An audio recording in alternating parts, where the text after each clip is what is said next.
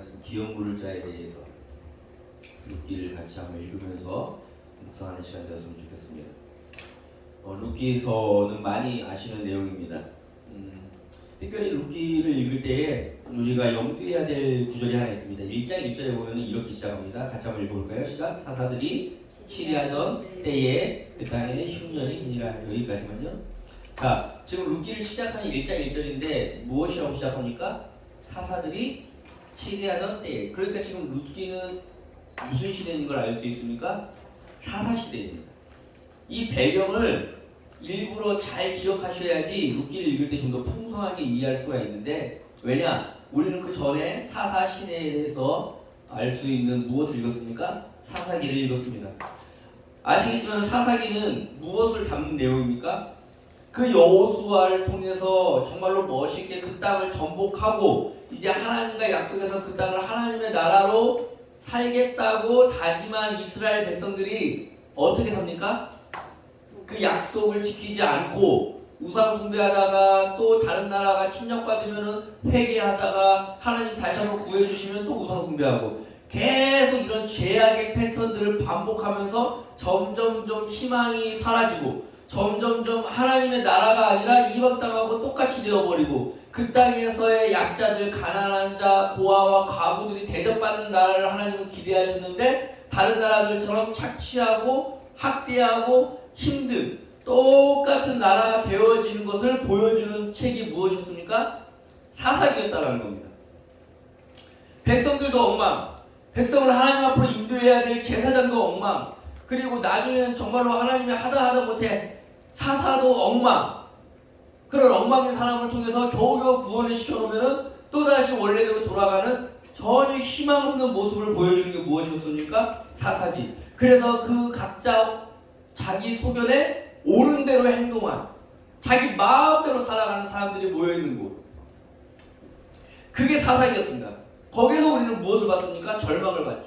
희망이라고 찾아볼 수가 없는데, 그런데 이 룻기가 무슨 역할을 하냐? 마치 사막의 오아시스와 같이 정말로 그 희망 없었던 사사시대에 정말로 위대하다고 생각했던 사람들, 지도자라고 생각했던 그 사람들, 제사장, 정말로 무언가 변혁을 이끌어내고 무언가 하나님의 뜻을 실현할 것 같은 그런 사람들은 다 엉망진창이었던 그 시대에 룻기라는 책이 딱 나오면서 뭐라 그럽니까? 사사시대에 이런 일이 있었어 라고 하면서 우리에게 보여주는 겁니다. 하나님의 뜻을 어떻게 일상생활에서 진행시켰던 일반인들이 있었는지를. 그게 바로 무슨 책입니까? 룻기라는 겁니다.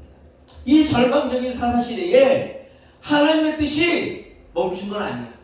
이 절망적인 이 시대 가운데서도 하나님의 뜻이 하늘에서 이루어진 것처럼 이 땅 가운데 이루어진 게 어떤 일인지를 봐봐 라고 보여준 책이 무슨 책입니까? 바로 룻기라는 겁니다. 그래서 룻기는 사사기와 함께 읽으면서 비교하면서 우리가 룻기를 더 풍성하게 볼 수 있어야 합니다. 룻기 내용은 다들 아실 겁니다. 나옴이라는 여인이 있습니다. 이 여인이 먹을 게 없어가지고 모압 땅으로 갑니다. 그런데 그곳에서 누가 죽습니까? 남편도 죽고 두 아들도 죽습니다. 모압 땅에서 며느리로 얻었던 그 이방 여인들 두 명이 이제 나오미하고 둘만 남은 상황이죠. 그 세 명이 있는데 나오미가 그 두 명의 며느리를 앉혀놓고 뭐라 그럽니까? 이제 난 아무것도 없어. 아들도 죽었어. 이제 내 인생은 절망적이야. 너희 둘도 너희들의 삶을 살아. 각자의 집으로 돌아가 라고 얘기할 때에 한 명은 떠나가고 한 며느리가 남죠. 그게 누굽니까? 바로 룻이라는 겁니다. 룻은 이방인입니다. 아시겠지만 그 시대의 이방인은 자기가 뭐 믿는다 안 믿는다를 떠나서 이미 하나님이 그 이스라엘 백성 사이에서는 이방인은 이미 하나님이 택하지 않은 족속이라는 마음이 있는 사람들이에요. 그런데 그 이방인이 자기는 하나님이 택한 족속이라고 한 이스라엘 백성은 사사기에서 보듯이 하나님의 뜻대로 전혀 살지 않는데 사랑도 없고 희생도 없고 섬김도 없고 배려도 없고 그냥 이방인들처럼 똑같이 착취하며 욕심부리며 살아가는데 전혀 하나님과 상관없는 이방 땅의 룻이라는 여인은 지금 무엇을 합니까? 그 나이 많고 자기의 시어머니지만 이미 아들이 죽음으로써 아무 관계도 없는 그 여인을 따라가서 같이 봉양하겠다라고 이야기하는 겁니다. 책을 읽으면 그냥 우리는 아 룻이 대단하다라고 하지만은 당시 이스라엘 사람들에게는 이게 어떻게 들렸을까요? 우리 하나님 믿는다는 사람이 이렇게 엉망인데 이방 여인이 무엇을 지키네? 하나님의 말씀을 모르는데 하나님의 뜻을 하나님의 어떤 마음을 따라서 하는 여인이 있네 라는 것을 본다는 겁니다. 1장 2절 보면 우리가 룻의 신앙 고백이라고 생각하는데 잘 읽어볼까요? 한번 시작. 룻이 이르되 내게 어머니를 떠나며 어머니를 따르지 말고 돌아가라 강권하지 마옵소서. 어머니께서 가시는 곳에 나도 가고 어머니께서 머무시는 곳에 나도 머물겠나이다. 어머니의 백성이 나의 백성이 되고 어머니의 하나님이 나의 하나님이 되시니. 사실 이거는 신앙 고백이라기보다는 룻이 그 자기의 홀로 된 노인이 되고 나이가 많은 시어머니에 대한 마음입니다. 하나님을 믿기보다는 롯은 지금 누구에 대한 마음이 있어서 누구 따라가겠다는 겁니까? 여기 이 구절의 주인공은 누구예요? 어머니예요. 어머니. 이 구절은 어머니를 걱정하는 그 룻이 하나님을 따라가는 게 아니라 그냥 어머니가 걱정돼가지고 끝까지 어떻게 하겠다? 내가 보양하고 보필하겠다라는 그런 선한 마음이 담겨있는 룻의 고백이라는 겁니다. 그래서 이방인이지만 룻은 하나님을 모르지만 룻은 어떻게 하는 겁니까? 그 선한 마음을 갖고 그 어머니의 땅에 들어오는 선택을 한다는 겁니다. 잘 보세요. 사사기에서는 그 누구도 사랑하지 않고 오히려 사사기의 내용을 쭉 읽어보면 알겠지만은 제사장이라는 사람들, 사사라는 사람들이 그 베냐민 지파라는 사람들이 여자를 착취하고 동료를 학살하고 정말로 자기들 마음대로 엉망진창으로 살아갈 때 거기에서는 사랑도 없고 선행도 없고 배려도 없고 섬김도 없고 양보도 없을 때에 이방인 룻에게서는 무엇이 나오는 겁니까? 자기 시어머니에 대한 순수한 섬김과 사랑이 시작된다는 겁니다. 우리는 이 룻기를 보면서 이걸 놓치면 안 됩니다. 가끔 교회 다니는 사람한테 저한테도 이런 질문을 하는 사람이 있습니다. 이순신 장군 지옥 갔나요? 라고 물어봐요. 왜 물어볼까요? 이런 의미는. 이 질문의 의도가 뭡니까? 아무리 착한 일을 하고 아무리 좋은 사람이라도 예수 안 믿으면 지옥 가는 건가요? 라는 질문이겠죠. 여러분은 어떻게 대답하시겠습니까? 사실 소위 말해서 신앙 좀 있다라고 하는 사람들, 자기가 어떤 보수 신앙에 대단하다고 정말로 나는 예수밖에 몰라라고 이런 신앙을 가지고 있는 사람일수록 뭐라고 대답합니까? 아, 다 지옥 가. 예수님밖에 없어. 제가 물론 그 말이 어떤 뜻인지는 압니다. 예수님 외에는 길이 없다라는 것을 강조하기 위해서 그런 식으로 대답을 하는 건 알겠는데 예수님이 거기 옆에 계셨다면 진짜 그렇게 대답하는 걸 갖다가 너 정말 잘했어 라고 칭찬해 주실까요? 우리 예수님이 그런 분이세요? 저는 그 질문에 대한 대답하는 태도는 정말로 교만하고 자기 신앙이 난 이런 사람이야 라는 자만에 의해서 나온 대답이라고 생각합니다. 그걸 듣는 사람, 거기에 대해서 예수님을 소개시켜가지고 소개받아야 되는 사람에 대한 배려라고는 눈꽃만큼도 없는 대답이라는 겁니다.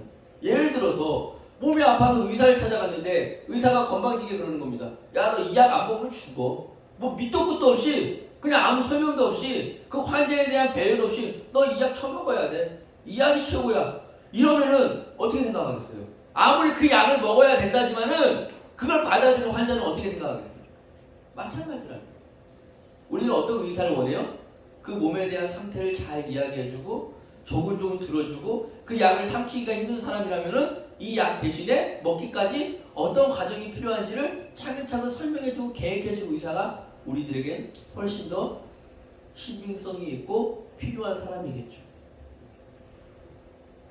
예수 안 믿으면 아무리 착한 사람이라도 지옥 가라는 사실은 그 사람에 대한 배려보다는 내 신앙에 대한 어떤 과시 혹은 교만이 그 안에 담겨있다고 보는 겁니다. 더 나아가서 저라면 방금 우리가 읽은 그 룻의 이야기를 해줄 것 같습니다.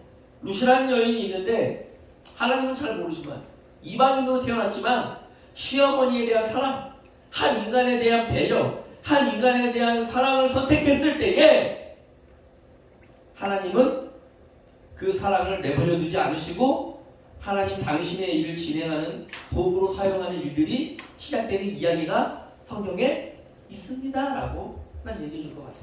그냥 단순하게 지옥 간다 천국 간다를 얘기해 주는 게 아니라 하나님은 이런 일을 하시는 분이세요. 어떤 기독교라는 틀에 얽매이는 분이 아니세요. 그런 하나님이 충분히 이런 일들을 시작하십니다라는 아름다운 이야기를 놔두고 왜 그렇게 예의 없고 교만하게 행동을 하는지, 나는 오히려 이런 식의 태도가 오늘 코로나 시대에 기독교의 이런 건방진 태도를 만들어내는데 일조했다라고 보는 겁니다. 정말로 다들 어려운 시기에 빛과 소금의 역할을 감당하고 정말로 타인들을 위해서 내 목숨을 내어준다는 게 무엇인지를 보여주지는 못할 망정 내 신앙 때문에 다른 이를 괴롭히고 내 신앙이 정말로 잘났다는 걸 보여주기 위해서 난 예수님 잘 믿는 사람이야, 이거는 선교야, 이거는 예수님을 위해서 죽을 수도 있어 라는 식으로 정말로 건방진식의 자기의 어떤 과시, 진짜 선교하고 자기 욕망을 발견하는 것과 구별을 하지도 못하는 그런 식의 태도로 오늘날 기독교가 욕을 먹고 건방지다라는 소리를 들을 수밖에 없게 만드는 태도는 바로 이런 태도가 한몫했다고 보는 겁니다. 룻은 사사시대에 룻은 이방인이지만은 정말로 하나님의 뜻을 실현하는 한 여인이었다는 겁니다. 옛날에 세상에 이런 일이라는 프로그램에 이런 이야기를 들은 적이 있습니다. 교회인데 그 옆에 있는 절에서 스님이 주일마다 예배 드리러 와요. 왜 오냐면 그 교회에 청각장애를 가지신 분들이 계시는데 설교를 수어로 해줄 수 있는 사람이 아무도 없는 거야. 근데 누가 수어를 할 줄 아는 거야? 옆집에 절에 스님이 수어를 할 줄 아는 거야. 그러니까 와가지고 매주마다 와가지고 뭐예요? 설교를 갖다 수어로 얘기해줘. 그 한번 인터넷에 검색해 보세요. 있어요. 자, 제가 물을게요. 여기서 정말로 청각장애인을 몸과 마음을 다해서 사랑하는 사람은 교회입니까? 스님입니까?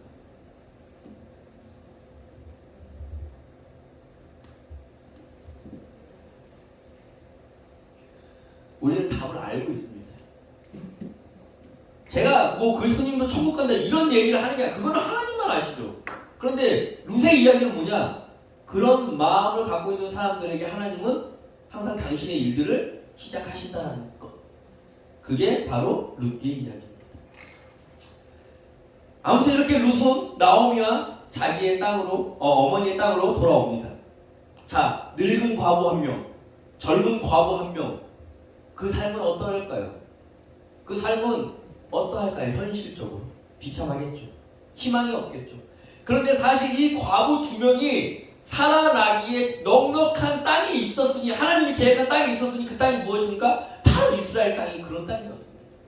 왜요? 신년이 있고 안식년이 있고 특별히 하나님이 신명기를 통해서 많은 율법을 주시는데 그 중에 정말 좋은 율법이 하나 더 있습니다. 같이 한번 읽어볼까요? 시작! 형제들이 함께 사는데 그중 하나가 죽고 아들이 없거든 그 죽은 자의 아내는 나가서 타인에게 시집가지 말고 그의 남편의 형제가 그에게로 들어가서 그를 맞이하여 아내로 삼아 그의 남편의 형제된 의무를 그에게 행할 것이요.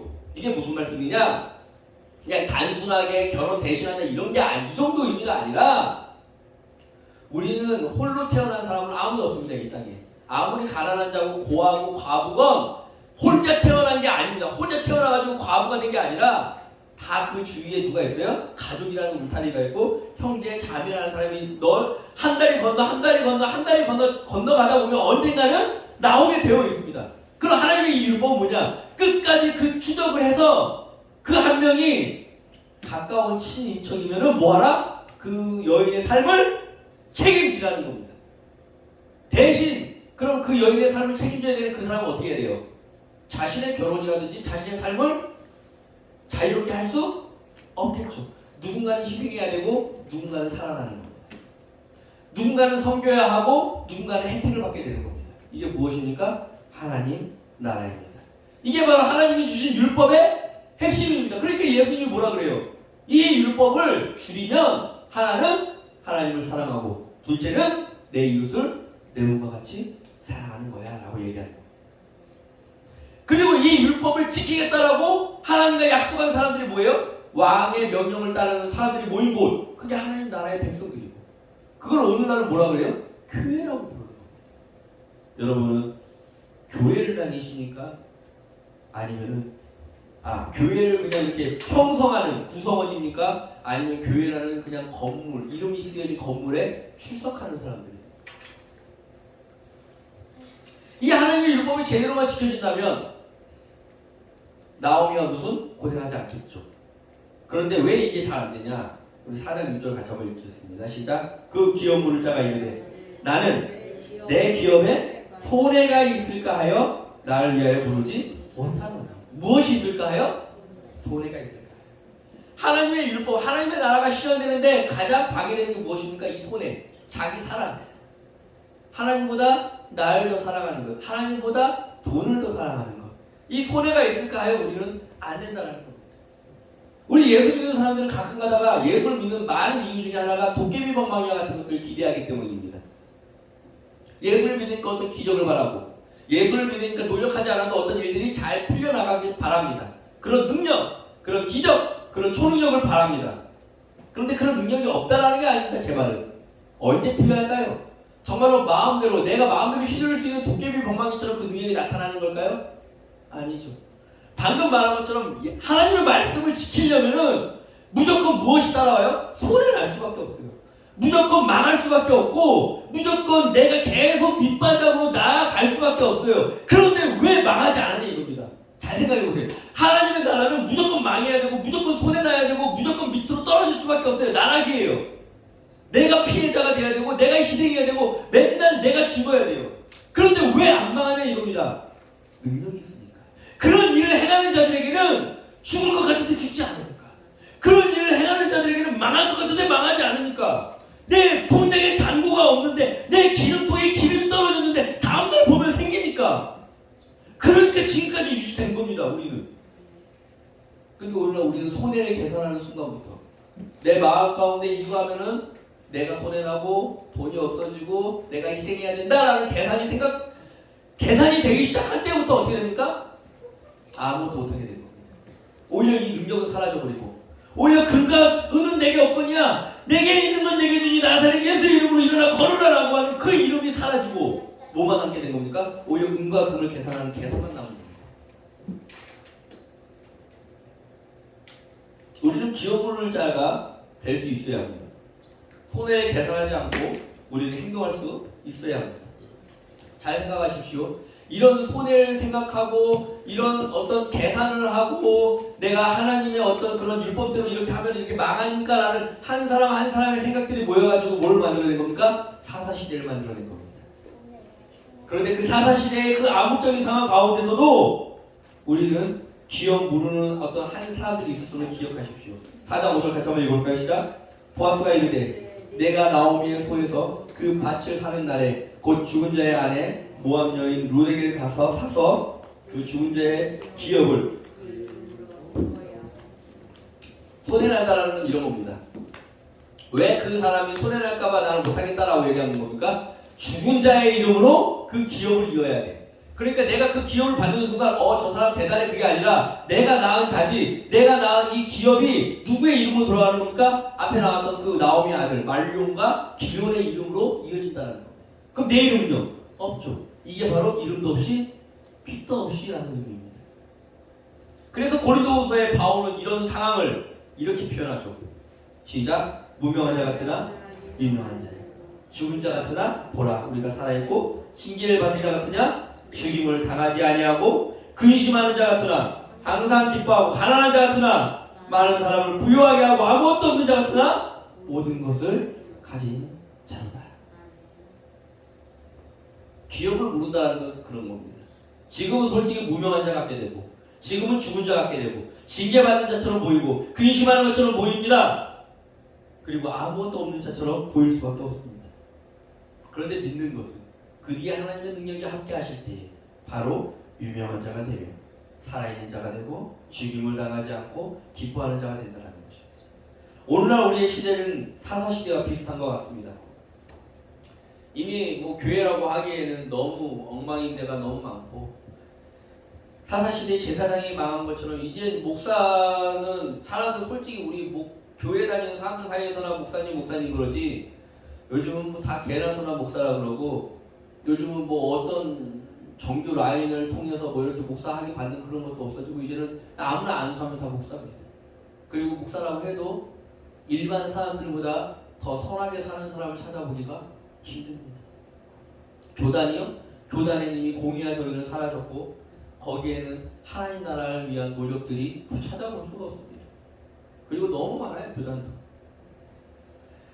이 나라에 사사라고 할 수 있는 사람들은, 재판하는 사람들은 이미 공의와 정의가 없고 법을 다루는 사람들은 자기의 유익만을 따라갑니다.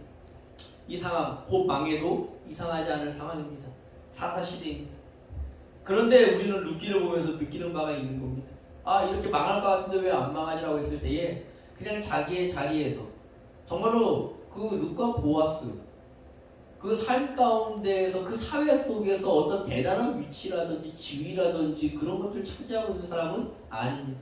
분명한 거는 그냥 자기에게 주어진 자기 몫에 배어있는 그 십자가를 묵묵히 지었던 사람들, 자기가 하나님의 말씀에 따라서 그냥 자기의 손해를 감수했던 사람들, 내 삶 가운데에서 이루어지는 그 삶 가운데서 그냥 소소한 삶 가운데에서 화 한번 참고 누구 한번 사랑하고 하나님 말씀대로 그냥 순종했던 사람들의 삶의 이야기가 룻기입니다.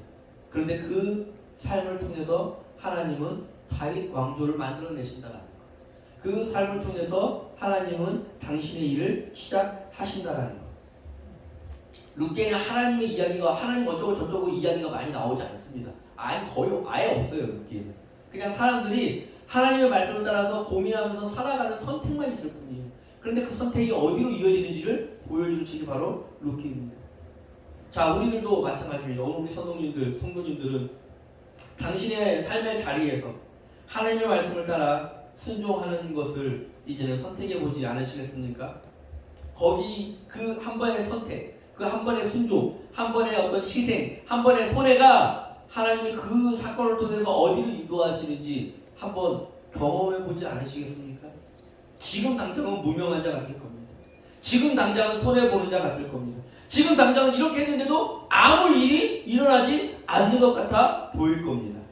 그런데 우리가 룻기를 읽으면서 묵묵하게 그렇게 살아갈 때에 하나님은 정말로 이 사막 한가운데서 오아시스를 만난 것처럼 내 일을 실현할 자, 내 마음을 시원케 할 자들이 여기 있구나라고 하면서 그 불가능한 상황을 어떤 하나님의 능력의 상황으로 바꿔가시는 분임을 믿습니다. 이 모든 것을 믿고 그렇게 살아가기로 다짐하는 우리 성도님들이 되셨으면 좋겠습니다. 감사합니다.